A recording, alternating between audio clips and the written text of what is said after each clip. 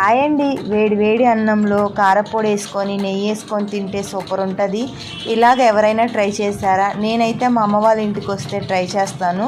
ఈరోజైతే మా అమ్మ ట్రై చేస్తుంది, సూపర్ అని చెప్తుంది. టేస్ట్ అయితే ఇంట్లో కొట్టిన కారమే వాడతాం మేమైతే, చికెన్లోకైనా మటన్లోకైనా కూరల్లోకైనా. మీరు కూడా అలాగ కొట్టిన కారమే వాడతారా? మనం ఇంట్లో మిక్సీలో కూడా ఎలా పట్టుకోవచ్చు ఈ కారపొడిని అని చెప్పి ఈరోజైతే ప్రాసెస్. కరివేపాకు వేయించుకోవాలి, మెంతులు, కల్లుప్పు, ఇంకా ధనియాలు ఇవన్నీ వేయించేసుకొని మనం మిక్సీకి అయితే పట్టుకోవాలి.